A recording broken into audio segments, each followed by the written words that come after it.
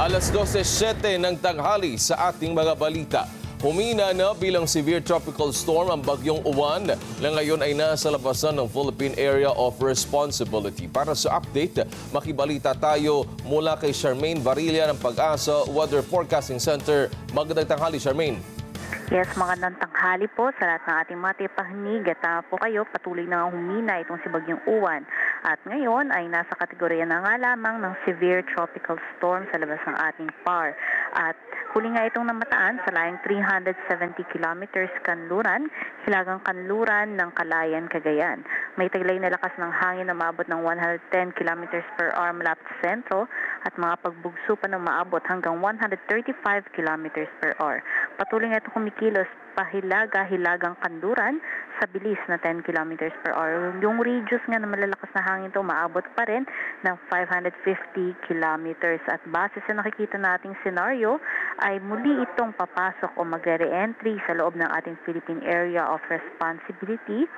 Bukas ng gabi inaasahan nga na dadaan ito sa kalupaan ng Taiwan at maaaring patuloy pang humina at malusaw nga at before ito makalabas ng ating Philippine Area of Responsibility. Gayunpaman, nakataas pa rin ang wind signal number 2 sa may Batanes at western portion ng Ilocos Norte.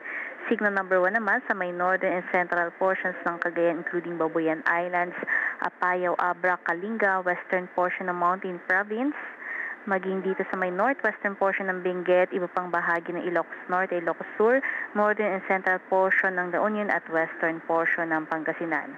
Patuloy pa rin natin pinag-iingat yung ating mga kababayan sa peligro dala ng mga malalakas na mga hangin.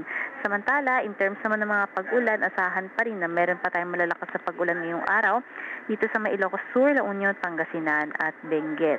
At patuloy pa rin ngang nakataas yung ating gale warning dito nga sa may seaboards ng Northern Luzon at sa western seaboards ng Central and Southern Luzon.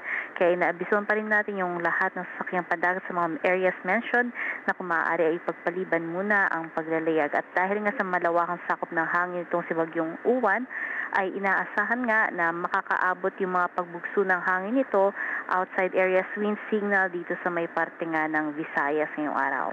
At yan po ating latest mula dito sa Pag-asa Weather Forecasting Center. Charmaine Varilla, nag-uulat.